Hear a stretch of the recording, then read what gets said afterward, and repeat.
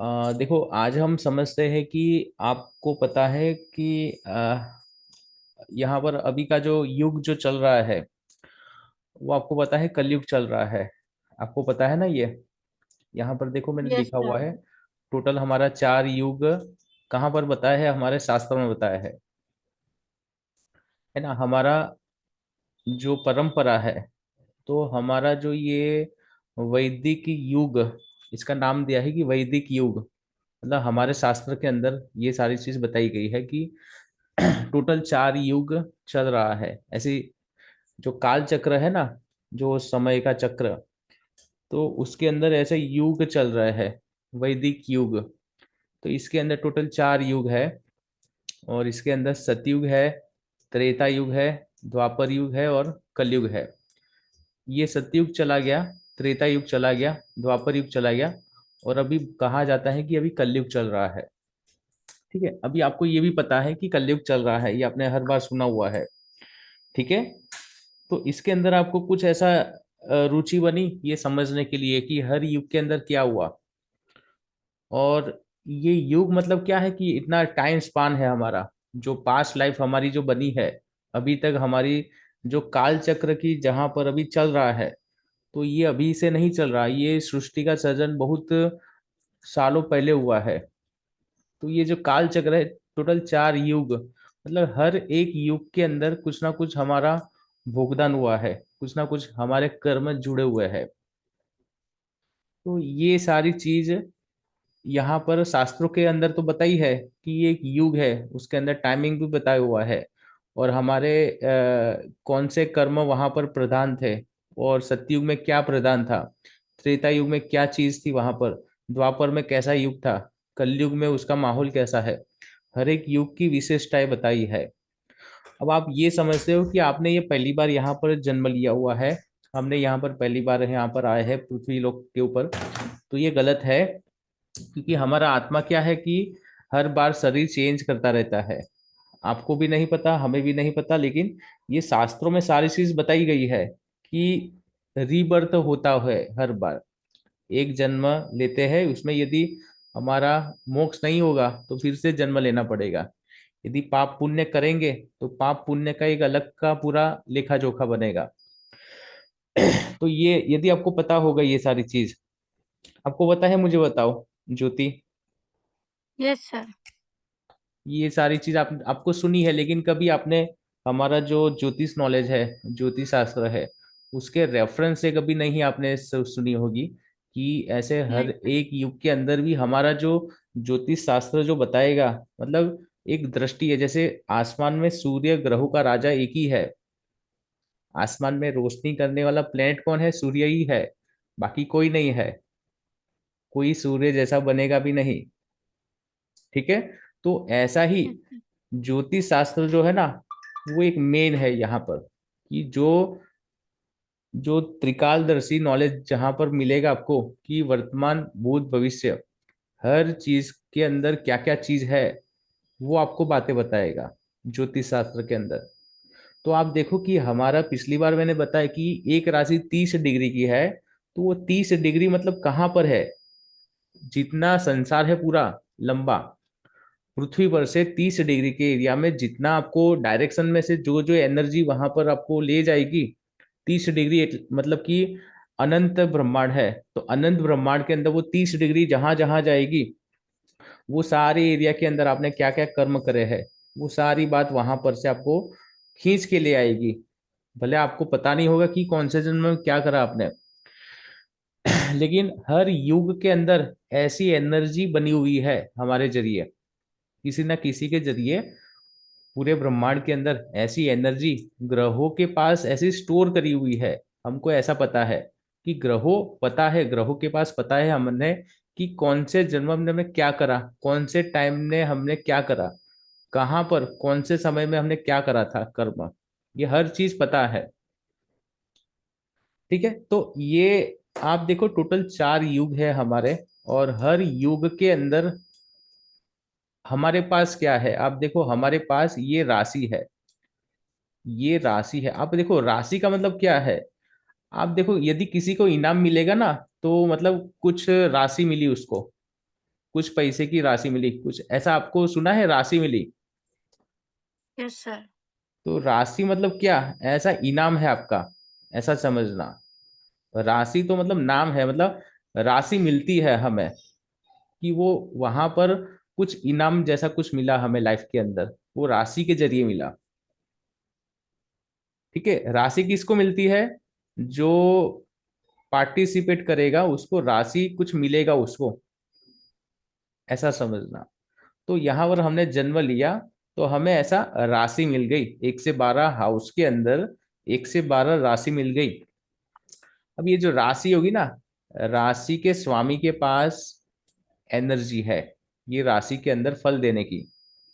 ये बताओ मुझे, आपको पता है, मैंने पिछली बार भी बताया था कि ग्रहों के पास एनर्जी है राशि के अंदर। वो जब ग्रहों की दशा आएगी तो ग्रह जो होंगे वो अपनी राशि को फल देंगे, वो ग्रह अपनी राशि को देखभाल करेंगे, वो ग्रह अपनी राशि का न्यूट्रिशन प्रोवाइड करेगा। ये चीज पता है मुझे? बताओ, आपके दिमाग में क्लियर है ये चीज? Yes sir. और वंदना, आपका आवाज नहीं आ रहा, आपको क्लियर है सारी हाँ चीज? सर, सर मैं सुन रही हूँ। Yes yes sir.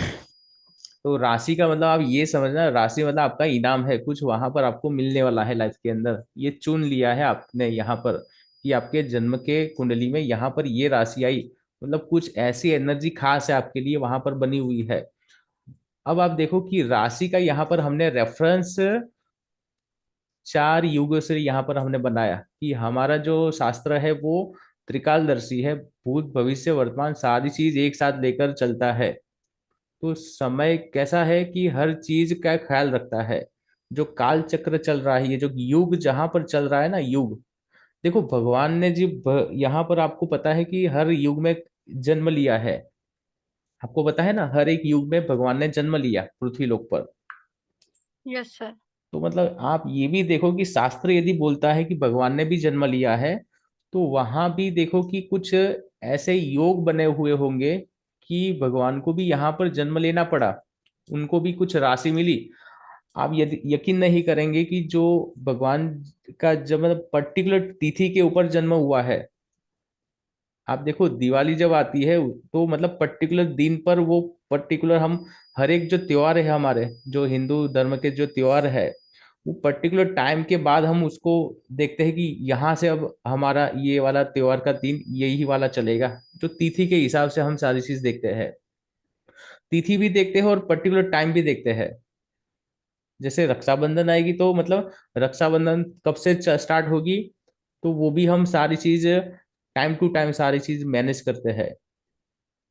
ये चीज यस पता है सर। ना आपको कि मतलब हर चीज लिखी हुई है भगवान ने यहाँ पर कि भगवान का जन्म भी कौन से दिन में हुआ है, कौन से तिथि के अंदर हुआ है, कौन से नक्षत्र में हुआ है, वो भी हमें बताया गया है। आप देखना कभी पढ़ना, गूगल पर सर्च करना कि भगवान श्री कृष्ण का जन्म कौन सी तिथि पर हुआ, तो आपको हर चीज मिलेगी आपको।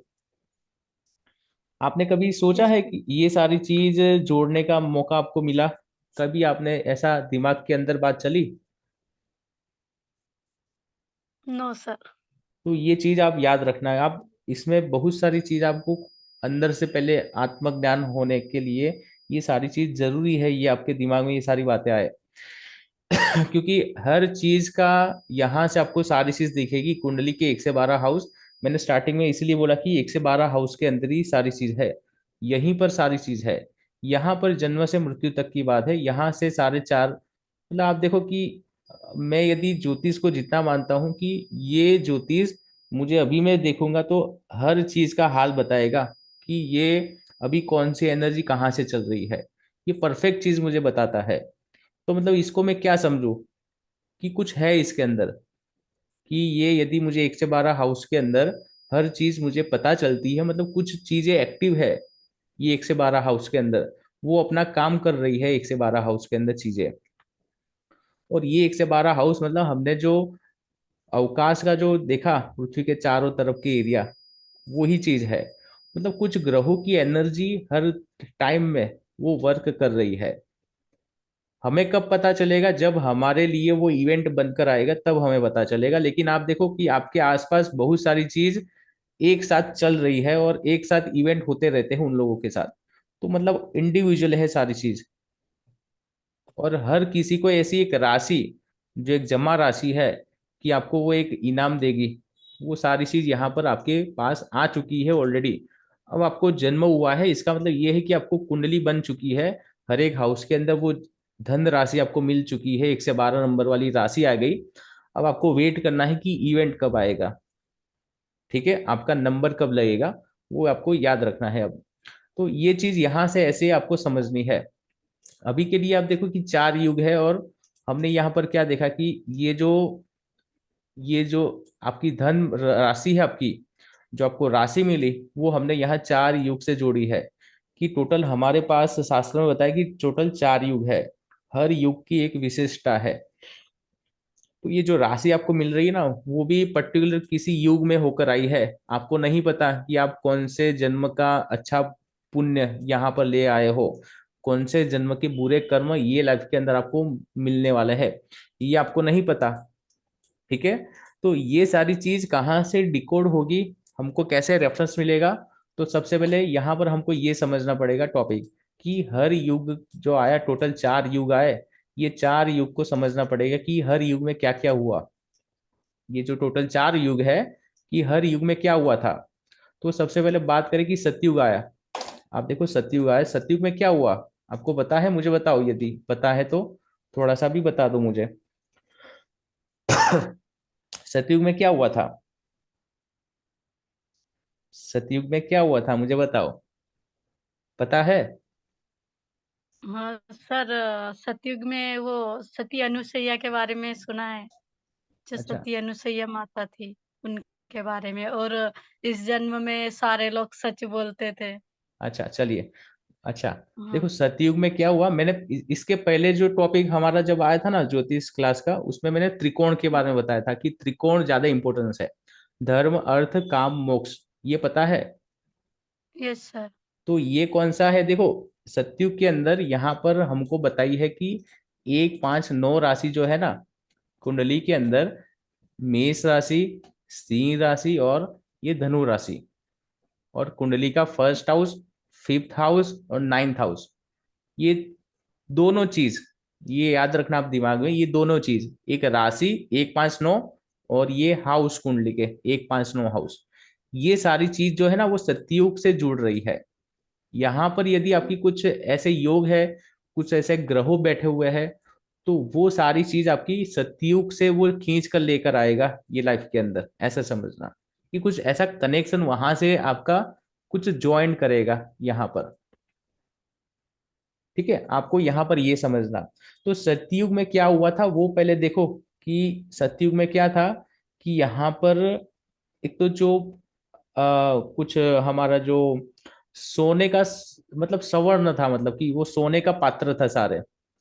आप देखो वहां पर धर्म की बात ज्यादा थी। और सतयुग में क्या हुआ कि वेदों का यहाँ पर से ऐसा बोला है कि वेदों को यहाँ पर मुक्ति मिली।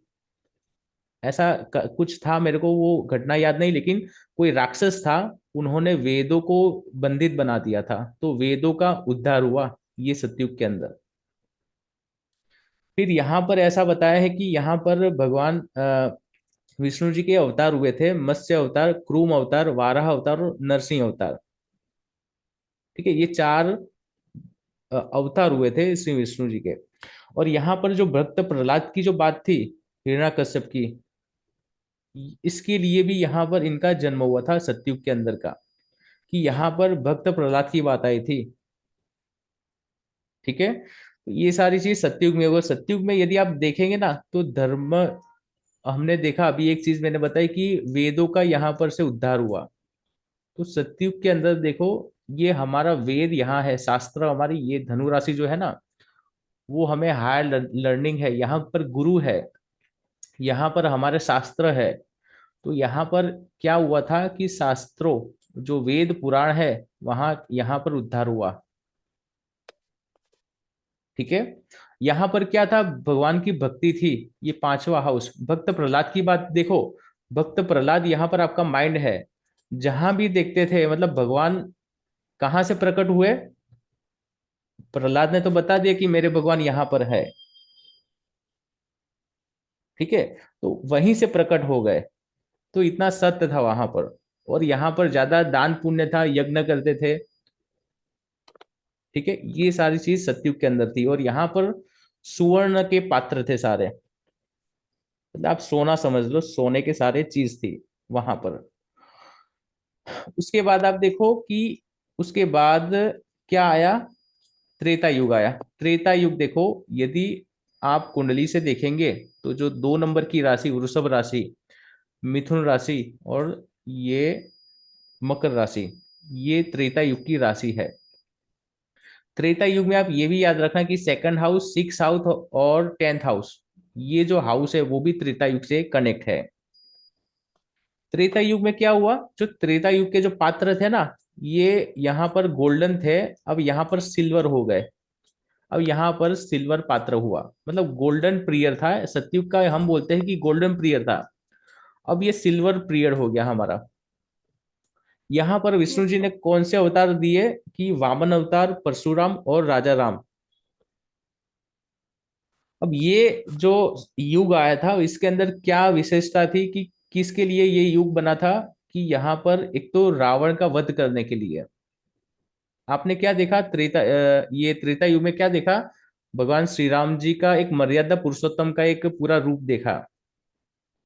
भगवान श्री राम जी ने ये त्रेता युग में क्या बताया, कि आपको मर्यादा में रहना है, अपने प्रजा को रक्षा करना है, प्रजा के अंदर एक अच्छा राजा बनकर दिखाना है। यहाँ पर पूरे फैमिली की एक मर्यादा रखनी है आपको, और यहाँ पर आपको एक ड्यूटी निभानी है 6th हाउस से। आपको क्या हुआ, 14 साल का वनवास करा। ये देखो त्रेता युग की राशि में ये सारी चीज है, कि यहाँ पर एक सिल्वर पूरे युग था, और यहाँ पर मर्यादा की बात थी। आपको यहाँ पर फैमिली के लिए ज्यादा केयर करना था, समाज का भी एक ख्याल रखना था, और आपको यहाँ पर एक अपनी ड्यूटी भी निभानी थी।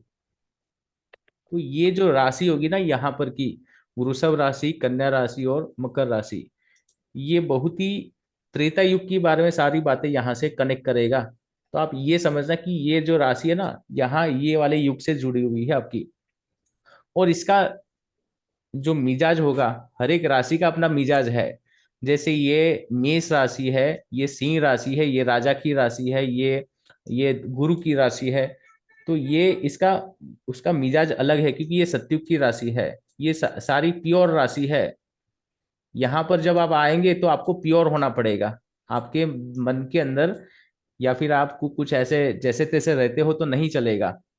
तो वो युग के हिसाब से आपको ढलना पड़ेगा, वो राशि के स्वामी के हिसाब से आपको ढलना पड़ेगा, ऐसा समझना। जैसे यहाँ पर आपको वृषभ राशि है, यहाँ पर आपको अच्छे से मर्यादा में रखना पड़ेगा। यहाँ पर आपको मर्यादा में हर चीज का पालन करना पड़ेगा, और यहाँ पर आपको खुद का ही ड्यूटी यहाँ पर अच्छे से निभानी पड़ेगी। तो ये ऐसी विशिष्टता है, ऐसा समझना। आप हर चीज को युग के अंदर जो जो चीज हुई थी वो घटना के साथ आप कनेक्ट करना, तो आपको दिमाग के अंदर एक क्लिक हो जाएगा सारी चीज। उसके बाद द्वापर युग आया। द्वापर युग में देखो ये त्रिकोण ये वाला बना था, 3, 7 और 11 का द्वापर युग में त्रिकोण बना। यहाँ पर देखो, आप मुझे बताओ द्वापर युग में कौन से भगवान ने जन्म लिया था, कौन सा वो अवतार बना। कृष्ण भगवान। कृष्ण। कृष्ण जी का अवतार हुआ। और यहाँ पर जो है ना युग के अंदर ताम्र युग था, जो पहले सोना था इसके बाद सिल्वर हुआ, तो यहाँ पर ताम्र युग था। ठीक है। और यहाँ पर क्या हुआ, कृष्ण जी ने जन्म लिया। अब कृष्ण जी ने जन्म क्यों लिया, क्योंकि वहां पर एक तो जो देखो आपने देखा होगा कि बहुत सारे लोगों को बंदी बना दिया था ये कंस ने, उनके मामा जी ने। ठीक है। Yes sir. बहुत सारा आपको, यदि वो कंस की कहानी सुनेंगे, यदि आप उनका जो बचपन देखेंगे कन्हैया कृष्ण जी का, तो बहुत ही ज्यादा प्रॉब्लम वाला था मेरे हिसाब से। आप आपको यदि देखा होगा तो बहुत सारे लोगों को बंदी बना देना, ये सारी घटनाएं होती थी वहां पर। तो कृष्ण जी क्या थे, यहाँ पर स्किलफुल थे, क्रिएटिविटी वाले थे। कृष्ण जी ने क्या करा, बहुत लोगों से, यहाँ पर देखो गोपियां थी ज्यादा, बहुत सारे गोपियों से 16,000 गोपियों की यहाँ पर रखवाली करी। आप देखो शादी करी लेकिन यहाँ पर रखवाली करी। ठीक है, ऐसा समझना। तो कंस का संहार करने के लिए और गोपियों की भलाई करने के लिए यहाँ पर कृष्ण जी ने भी यहाँ पर द्वापर युग में जन्म लिया। तो यहाँ पर क्या सीख मिली? कृष्ण, यदि आप ये द्वापर युग में जब आएंगे, द्वापर युग के अंदर आपको ज्यादा क्रिएटिविटी, स्किलफुल, और यहाँ पर खुद के लिए नहीं, बहुत सारे लोगों के लिए यहाँ पर आपको सेवा करने का मौका दिया। क्योंकि ये 7 नंबर की राशि आपके खुद का स्पाउस है। लेकिन यहाँ जिम्मेदारी किसकी ली? कृष्ण जी ने 16,000 गोपियों की ली। ठीक है, यस सर। ये चीज समझ में आई? तो यहाँ पर ये चीज आई। अब आया कलयुग का, यहाँ पर अभी चल रहा है। यहाँ पर देखो कलयुग की राशि कौन सी है? 4, 8 और 12। अब देखो आप मुझे बताओ कि आपको क्या लगता है कलयुग के अंदर की परेशानी क्या है? 4, 8, 12 को जोड़ेंगे तो कलयुग के अंदर की परेशानी क्या है? यहाँ पर हर कोई स्वार्थी है, खुद के लिए यहाँ से आपको कनेक्ट करता है चीजें। यहाँ पर 2 नंबरी रास्ता है और यहाँ पर एंजॉयमेंट है। मतलब हर कुछ यहाँ से ऐसा चलेगा, लोग यहाँ से 2 नंबर रास्ते से कुछ ना कुछ करेंगे आपको। हर लोग यहाँ पर सेल्फिश हो जाएंगे, खुद का ज्यादा सोचेंगे यहाँ 4 नंबर की राशि से, और यहाँ पर ज्यादा पैसे उड़ाने में भी वो हिचका, मतलब कुछ ना कुछ बुरा भी करेंगे, ऐसा समझो। तो ये कलयुग के अंदर ये सारी चीज है। और यहाँ का आप यदि देखेंगे पात्र तो लोहे का है, हर जगह लोहे लोहे का है सारा। सोना चांदी तांबा ये सारी चीज चली गई। आप देखो अभी लोहा ज्यादा है आपके पास, ये सही बात है या गलत यस है? Yes sir. आपको पता है पहले के घर के अंदर तांबे की चीज ज्यादा थी, अभी मेरे को पता है, लेकिन जब 10-15 साल पहले मेरे घर के अंदर तांबे, जब मैं पुराने घर रहता था मदर फादर के वहां पर, तो तांबे का यूज ज्यादा होता था और वहां घर के अंदर भी तांबे की चीज रखते थे। अभी जहां पर मैं हूँ, शिफ्ट हुआ, अभी अकेला रहता हूँ, वहां पर अब मेरे पास ऐसा तांबे का कुछ चीज नहीं है। अभी लोहे का बहुत सारा चीज है, स्टील का है चीज। अब देखो आप कहाँ से कहाँ कनेक्ट हो रहे हो। जब सतयुग था वहां पर सोना था, सोने के पात्र थे। यहाँ पर चांदी के पात्र आए, यहाँ पर ताम्र के पात्र आए, और यहाँ पर अब लोहे के पात्र आपके पास है। और कलयुग का जो यहाँ पर जन्म हुआ है, तो ब्राह्मण, यहाँ पर मनुष्य जाति का उद्धार करने के लिए कल की भगवान आएंगे। खुद मनुष्य का उद्धार करने के लिए, मनुष्य का उद्धार करने के लिए यहाँ पर कल की अवतार का जन्म होगा। ठीक है। Yes sir. और ये आप राशि को देखना, राशि को कनेक्ट करना, राशि की एनर्जी समझना। यदि आपकी कुंडली में 4, 8, 12 के अंदर यदि कोई ऐसा बुरा योग है, तो आप समझना यही कलयुग के अंदर ही आपको ये जुर्माना आपको निभाना पड़ेगा, या फिर यहीं पर आपको वो आपको एंड करना पड़ेगा ये सारे कुंडली के अंदर, ऐसा समझना। यदि कुछ अच्छा योग लेकर आए हो 1, 5, 9 राशि में, तो आप सोचो कि आपने सतयुग में कुछ अच्छा करके आए हो। यदि 4, 8, 12 की राशि के अंदर यदि कोई प्लेनेट है, तो वो प्लेनेट आपको इसी जन्म के अंदर आपको वो फल देने को ट्राई करेगा। वो मतलब ज्यादा एक्टिव है वो वाले प्लेनेट, वो एनर्जी जो है वो इसी युग के अंदर आपको मिलने वाली है। तो आप देखो, यदि कोई प्लेनेट 4, 8, 12 राशि में होगा, इसका मतलब आपको समझना है कि ये ज्यादा प्रेजेंट वाला ही कुछ है, एनर्जी इसके साथ जुड़ी हुई है। हमें इतना डिटेल में नहीं पता अभी, लेकिन हम इसका रेफरेंस हम इसको ऐसे बताएंगे कि हम हमारे दिमाग में ये ब्लिंक होगा सबसे पहले कि ये कलयुग की राशि के अंदर इसका प्लेनेट आए हुए हैं ज्यादा। तो आपको मुझे बताओ कि इसमें थोड़ा सा ये वाला जो टॉपिक है 4 युग के हिसाब से, आप ये चीज को समझ, आपके दिमाग में बहुत ही ब्रॉड माइंड रखना कि हम कहाँ से सारी चीज कनेक्ट करते हैं। हम छोटी सी छोटे चीज के अंदर भी जाएंगे और बहुत बड़ी बातें भी करेंगे। हमारा जो स्केल होगा बहुत बड़ा होगा। आपको वो चीज आनी चाहिए, आपके पास वो प्रैक्टिस होनी चाहिए, आपको ऐसी फ्लेक्सिबिलिटी होनी चाहिए हर चीज को समझने की। आप मुझे बताओ कि आज का टॉपिक इतना ही था, नेक्स्ट टाइम हम आगे का देखेंगे। इसमें कुछ डाउट्स है तो बताओ। जस्ट आपको यही चीज समझनी है कि हर राशि कोई युग के साथ जुड़ी हुई है। ठीक है, कुछ No, है? sir, it's a clear or very interesting. और यदि आपको ये चीज देखेंगे ना, जब 4, 8, 12 राशि में यदि कोई प्लेनेट होगा, और तो उन्होंने बहुत सारा पाप करा हुआ है, इसीलिए इसके कुंडली में 4, 8, 12 में आए प्लेनेट। इन्हें बहुत सारा अच्छा सतयुग के अंदर बहुत ही अच्छे से पुण्य करे हैं, इसलिए इसके 1 5 9 राशि में इसके यहाँ पर प्लेनेट आए हैं। तो अब सर अगर चार चौथे घर पे जुपिटर आ जाए तो ये खुद अब ये कुंडली में ऐसे योग देखना पड़ेगा। यदि चौथे घर यहाँ पर मेष राशि है आपकी, सर नहीं, मेरी तो 4 नंबर कुंडली है। तो यहाँ पर 4 आएगा, 4 5 6 और 7। यहाँ पर 7 नंबर की राशि आएगी, 8 और 9, 10 11 और 12। देखो भाग्य का स्वामी है ये, चौथे घर में आया, और छठे घर का भी स्वामी है, चौथे घर में आया। तो ये क्या करवाएगा, घर के अंदर परेशानी भी करवाएगा और यहाँ पर भाग्य का भी सपोर्ट देगा। दोनों चीज एक साथ काम करेगा। ठीक है। यस। तो आपको यहाँ पर हो सकता है कि आपको अंदर, घर के अंदर अच्छे से मतलब खुद ना संभाल पाए, आप खुद हर चीज को ना संभालने दे, घर वाले ना समझ पाए आपको, ऐसा भी मौका करवाएगा आपको। घर वाले नहीं समझ पा रहे आपको। Yes hello. तो ये चीज यस मैं यस आपको सर सर। आगे बात बताऊंगा, लेकिन आप रेफरेंस लेना, हम्म। सिर्फ आप जस्ट रेफरेंस लेना कि ये राशि के अंदर यदि प्लेनेट है तो उसकी एनर्जी कहाँ से कनेक्ट है।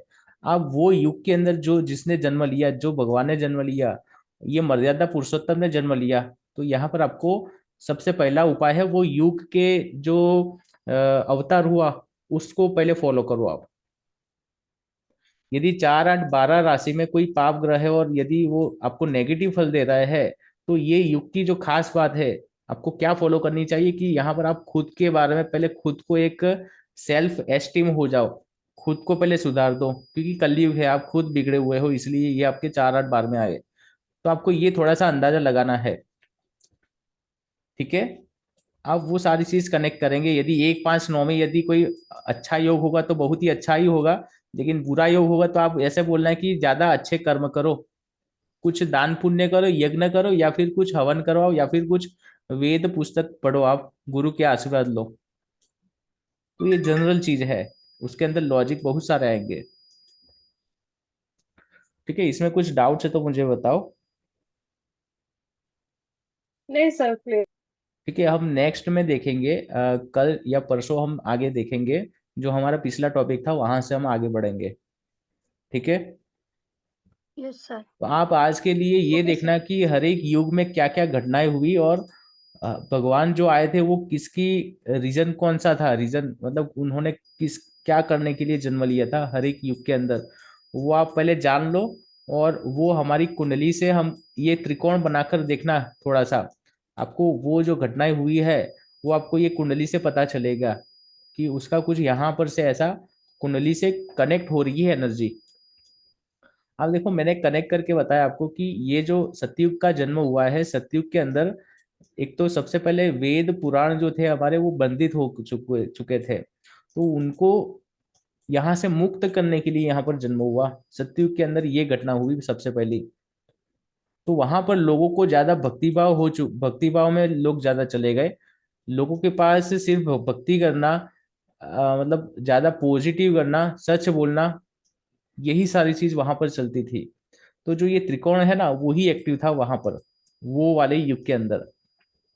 उसके बाद यदि आप त्रेता युग की बात करें तो जहां पर मर्यादा पुरुषोत्तम भगवान श्री राम जी का जन्म हुआ, तो वनवास हुआ, समाज के अंदर पूरा यहाँ पर एक राजा राज्य का प्रस्थापित करना पूरे समाज के अंदर, राजा का एक जो होता है ना दायित्व, वो यहाँ पर फॉलो कर, मतलब यहाँ पर कंटिन्यू हुआ, और यहाँ पर पूरे फैमिली की बात थी, वहां पर अपने कुल की बात थी।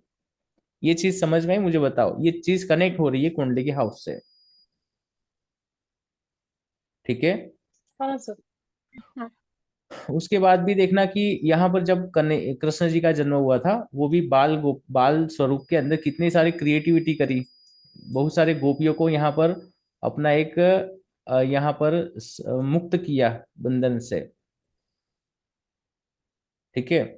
तो ये भी एक चीज है, यहाँ पर लोगों का एक डिजायर फुलफिल हुआ, या फिर एक लोगों को एक अच्छा यहाँ पर मेरे हिसाब से ये 11 नंबर के अंदर एक लोगों का चहीता बनना ज्यादा। आप देखो 11 नंबर क्या है, एक आपका जो डिजायर होता है वो भी है, और अपना पहचान भी है, आपका नेम फेम भी होता है ना समाज के अंदर, वो भी है, रिस्पेक्ट भी है 11वें हाउस में। अच्छा, जो उपदेश दिया ना गीता के अंदर आपको, देखो हमारे पास उपदेश है गीता का। सतयुग में ऐसा कोई उपदेश आपको नहीं पता, त्रेता युग का भी ऐसा कोई उपदेश नहीं आया, लेकिन जब द्वापर युग आया ना, वहां पर गीता का उपदेश आया। कब आया गीता का उपदेश, कब आया? कौन से वो द्वापर युग में। वहां पर कौन था? तो कृष्ण जी का ही महाभारत था ना, में कृष्ण जी का था अर्जुन जहाँ, को। कृष्ण जी का था जन्म वहां पर। ठीक है, यस सर। कृष्ण जी के ही जन्म में आया ना गीता का हाँ उपदेश। तो थर्ड हाउस क्या है आपका? थर्ड हाउस क्या है आपका? सर, स्पीच का है, स्पीच स्पीच भी है, का, कम्युनिकेशन। क्रिएटिविटी है। ठीक है, तो यहाँ पर उपदेश भी आपको मिला अच्छा से। ये सारी चीज आप देखो कि ये कनेक्ट होती है, कुछ ना कुछ है इसके अंदर, 1 से 12 हाउस के अंदर। कलयुग के अंदर आप कहाँ पर ज्यादा अट्रैक्ट हो रहे हो? अपने खुद के लिए अट्रैक्ट हो रहे हो। हर जगह 2 नंबर का रास्ता है, करप्शन है, और हर जगह एंजॉयमेंट है। और कोई बात हो रही है तो मुझे बताओ। यहाँ पर चोरी करना, यहाँ पर एंजॉय करना, और यहाँ पर खुद का देखना, इससे और क्या है आपके दिमाग में? आप अपने यहाँ पर घर के अंदर का हाल देखो। क्या आपको टाइम मिलता है पूजा भक्ति करने के लिए, अच्छे कर्म करने के लिए, वेद पुराण पढ़ने के लिए, दान पुण्य यज्ञ करने? ये जो 5 नंबर है, ये यहाँ पर यज्ञ होते हैं। Yes sir. कुछ भी नया चीज करते हो ना, तो ये सूर्य नारायण है यहाँ पर। यहाँ पर आपको हवन करना पड़ता है, यज्ञ करना पड़ता है। जब कोई राजा युद्ध करता था पहले, जब भगवान श्री राम जी जब रावण से लड़ने गए थे ना, तब भी, तभी भी उनको ये सूर्य नारायण का यहाँ पर वो यज्ञ करा था, कुछ उपासना करी थी वहां पर, कि वो महाभारत का युद्ध जीत जाए। ऐसा उनके ऋषि ने बताया, इनके गुरु ने बताया था। श्री राम भगवान के कोई गुरु थे, उन्होंने ये सजेशन दिया था कि आप सूर्य देव का वो उपासना करो। तो भगवान श्री राम जी ने वो उपासना करी थी, और तभी वो महाभारत युद्ध में उनकी विजय हासिल हुई। तो ऐसा कहा जाता है कि ये जो सूर्य देव है ना, ये विक्ट्री दिलाते हैं हर चीज के अंदर, कार्य सिद्धि करवाते हैं। तो हर समय आपको ये 5 नंबर सूर्य की राशि और 5 नंबर सूर्य देवता है हमारे, उनको ज्यादा आपको देख मतलब ये सारी चीजों के अंदर आपको करना चाहिए, क्योंकि यही आपका 1 नंबर की राशि के लिए ये हेल्प करेगा आपको आगे बढ़ने के लिए।